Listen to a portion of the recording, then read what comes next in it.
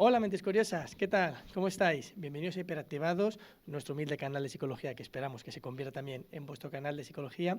Y bienvenidos a un episodio más de nuestra sección que hemos llamado Martes con TDAH. Para eso tengo a Ángel, ¿qué tal? Muy buenas. Bueno, y vamos a hablar de un tema que creemos que es muy interesante, que es cómo vemos a las familias que tenéis hijos e hijas con TDAH. Empezamos.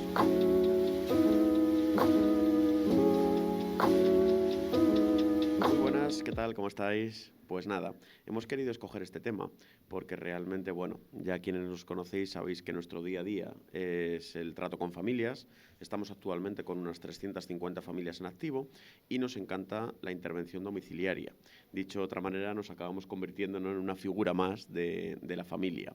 Gestionar a un hijo con TDAH es muy complejo, ¿vale? Totalmente. Nosotros siempre decimos que al final es una lucha contra gigantes, hay que gestionar la propia sintomatología, hay que gestionar en muchas ocasiones las dificultades con el centro escolar, nuestro propio desgaste, en muchas ocasiones también, ¿no?, la gestión con otros hermanos y, como digo yo, se vuelve agotador, cuanto menos.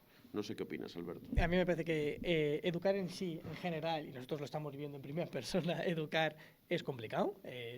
Muchas veces no sabes exactamente si lo estás haciendo bien, mal. Cuando decimos ya metemos una dificultad de aprendizaje o un TDA, TDAH, pues yo creo que ya se vuelve un triple salto Sí. mortal. Entonces vamos a hablar de ese tema que creemos importante, pero antes nada os vamos a pedir, ¿no?, que si podéis que le deis al botón de suscribiros, que nos acompañéis en el canal, que nos ayudáis y que nos hace mucha ilusión empezar a generar una comunidad y que es gratis.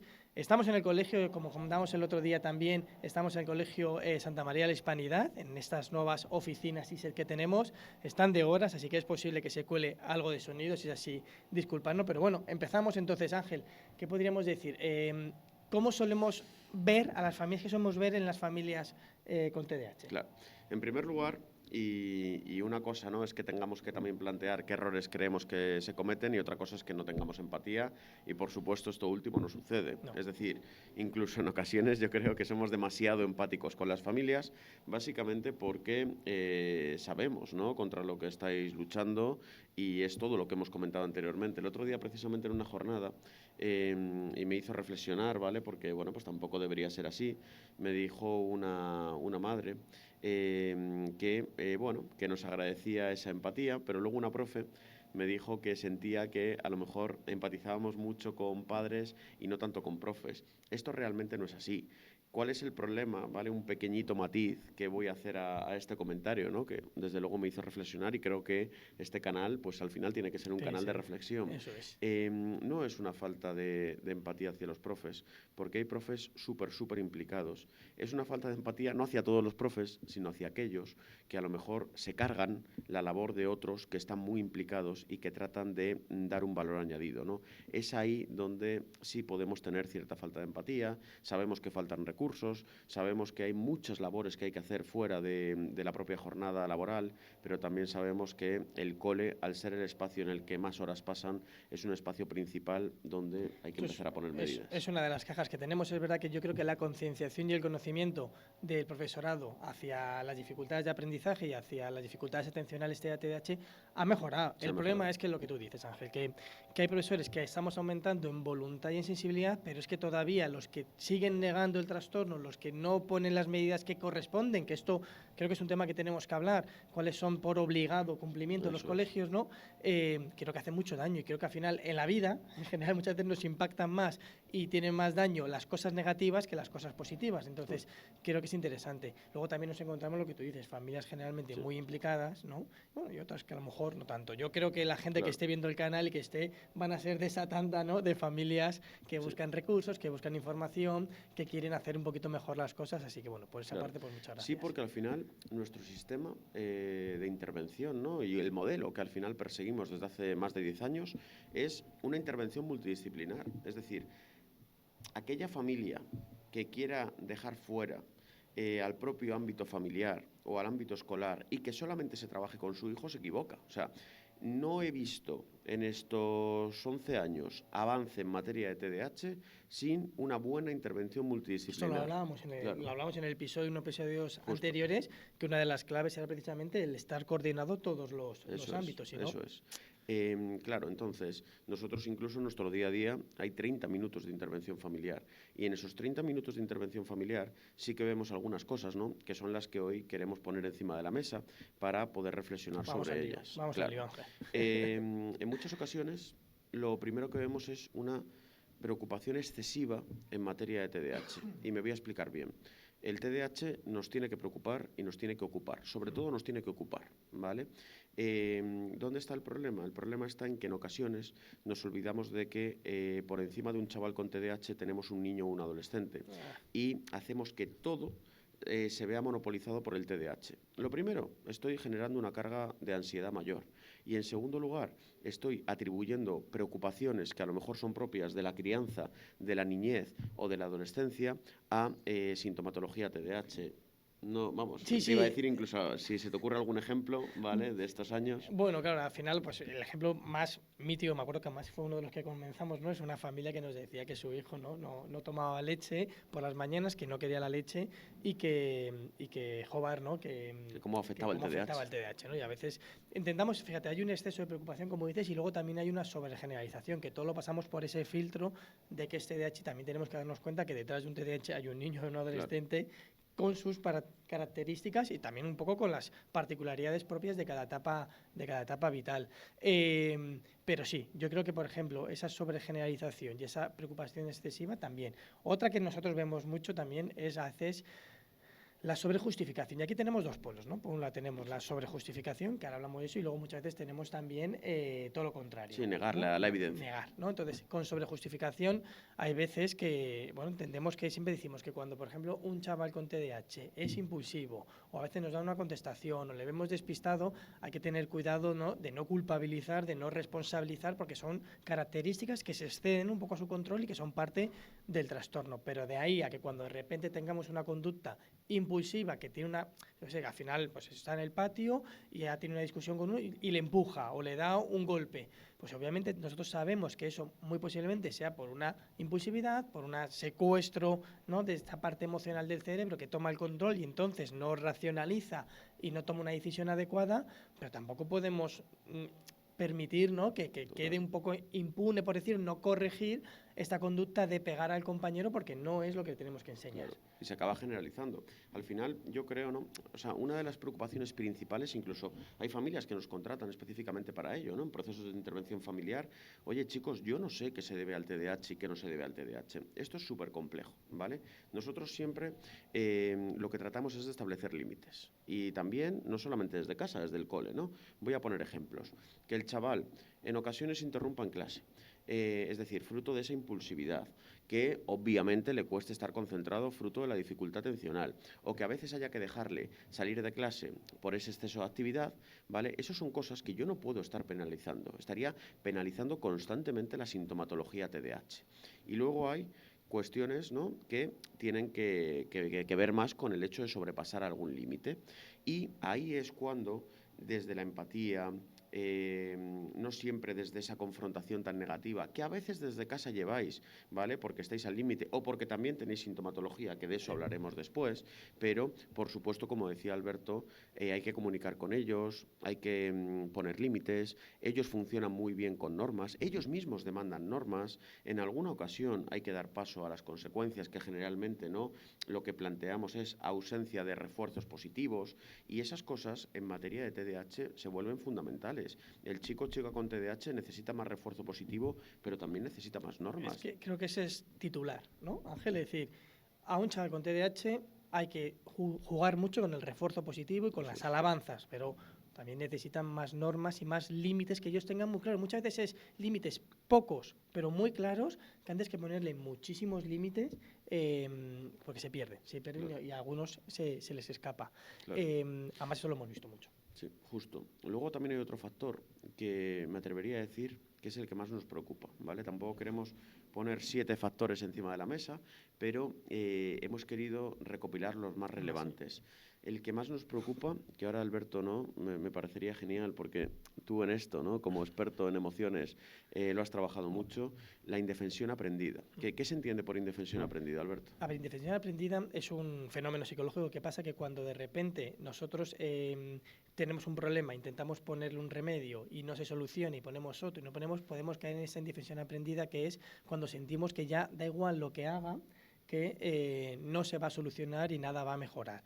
De esta la indefensión aprendida está detrás de la gran parte, ¿no?, de problemas como la depresión. Muchas veces nos encontramos familias que tienen indefensión aprendida, que sienten que han intentado poner remedio, que han intentado tomar medidas, pero que aún así siguen teniendo determinadas dificultades a la hora de gestionar el día a día con su hijo o con su hija. Y es verdad que nos lo encontramos muchas veces, que esto a veces es un obstáculo para conseguir avances, porque lo primero que tenemos que hacer es intentar generar ilusión y esperanza a las familias para conseguir. Siempre decimos, siempre se puede mejorar. A lo mejor a veces nos encontramos cuando nosotros intentamos ir en sesión y ponemos programas de contingencia, economía de fichas, contratos conductuales, y muchas familias nos dicen, no, es que ya esto ya lo hemos intentado y no ha servido, ¿no?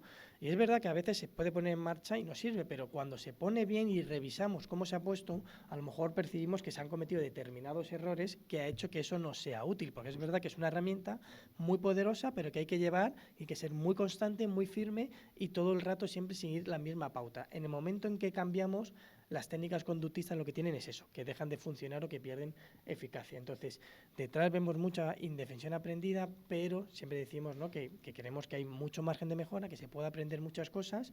Lo que pasa es que es verdad que cuanto antes pongamos remedio a esto, pues más fácil va a ser de corregir, que cuando nos encontramos muchas veces problemas que llevan instaurados 7 años, pues no podemos pretender cambiarlo en 2 semanas. Eso es. Ellos necesitan saber y entender que sus padres tienen esperanza y que confían en ellos, ¿vale? Y esto de verdad es fundamental. Nos duele mucho cuando sobre todo un adolescente te dice, es que mis padres ya no confían en mí, mis padres me han dado por perdido, ¿vale?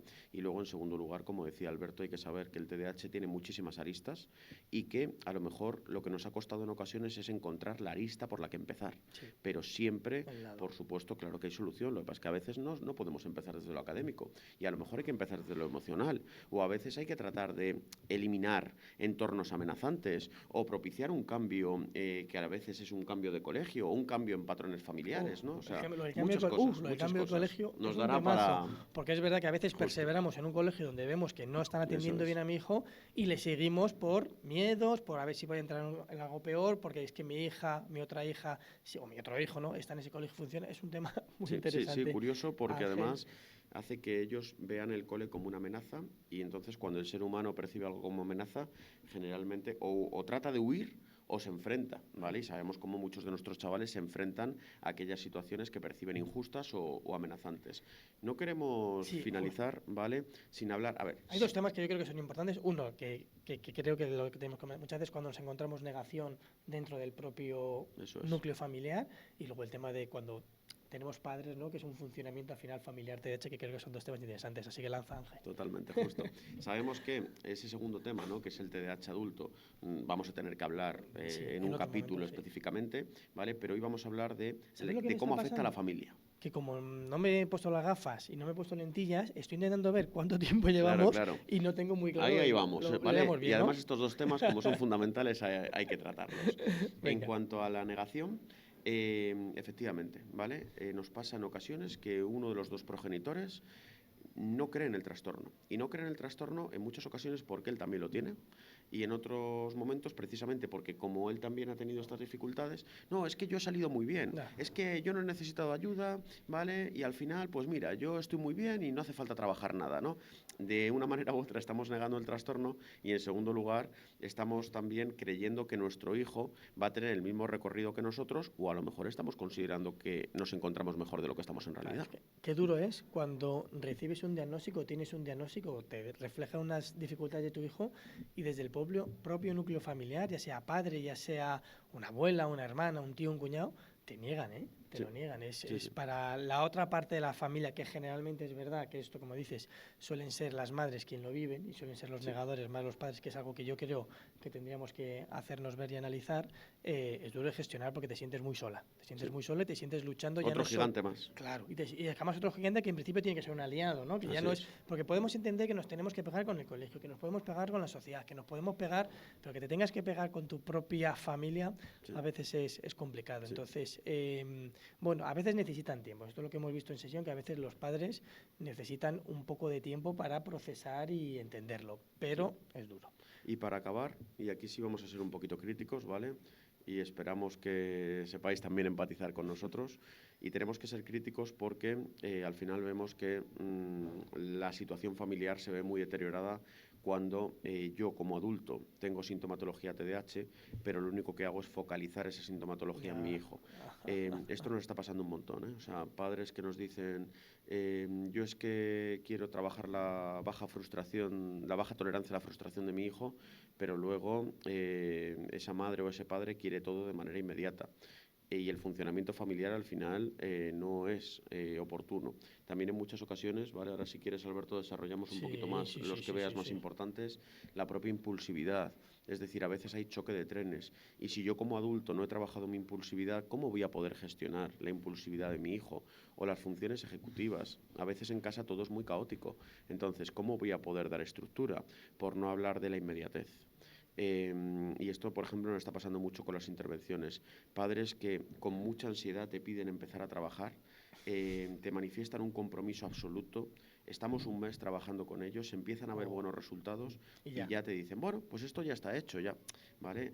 Volvemos un poco a ser esas montañas rusas. No sé qué opinas de todo esto, Alberto, para ir cerrando. Claro, lo hablamos también, ¿no? Disociar, el trabajar con el niño y no trabajar con las familias, para nosotros tiene muchísima menos eficacia. Además, entendiendo que muchas veces, como dice Ángel, nos encontramos, sabemos que el TDAH tiene una gran carga hereditaria, se habla de en torno a un 70-80%. Por lo tanto, las probabilidades de que alguno de los dos padres, madre o padre, tenga esta sintomatología o de pequeño las haya tenido, aunque no tenga el diagnóstico, ¿no? Creo que es altamente probable. Madre mía, hay un poco de ruido, no pasa, seguimos. Entonces, creo que es importante porque nos encontramos muchas veces un funcionamiento TDAH a nivel familiar. Y una cosa que muchas veces has dicho, Ángel, que es muy interesante, es que si yo soy impulsivo y me cuesta a veces también controlarme y tengo reacciones un poco desproporcionadas, también ya no solo es que yo provoque una escalada de ira en el conflicto con mi hijo, sino que también a veces no soy un buen modelo. Y una cosa muy importante que tenemos que ejercer los padres son de buenos modelos de gestión de las cosas. Entonces, si yo también me muestro impulsivo, me muestro que muy reactivo ante situaciones de frustración o de enfado, pues al final también estoy ejerciendo un modelo ante mi hijo pues que luego va a legitimar determinadas conductas. Y como le digo yo a mi hijo, que no lo sé, esto lo hablamos un montón de veces con el ejemplo del coche. Quiero que mi hijo no sea impulsivo, quiero que mi hijo no responda con grandes conductas y respuestas de ira, pero yo me monto en el coche y a los 2 minutos estoy pegando gritos y peleándome con medio Madrid, ¿no? Pues entonces a lo mejor no es el mejor modelo. Me parece que no se puede acabar de mejor manera. Es decir, yo creo, ¿no?, que una frase que recopila todo esto es, bueno, yo creo que son dos, ¿no? Por un lado, empatía, ¿vale? Hacia las familias, pero eso no significa que tengamos que dejar de ocuparnos, ¿vale? Tratando de evitar la indefensión aprendida y luego, por otro lado, intentar ser un buen modelo y para ello, en ocasiones, tengo que trabajar mi propia sintomatología. Por lo tanto, me parece que... Resumen de 10. Os animamos en los comentarios a dejarnos vuestra opinión, a lanzarnos también temas que tratar y nada, muchas gracias por estar ahí al otro lado y nos vemos en el próximo episodio. Muchas gracias. Muchas gracias. Chao, chao.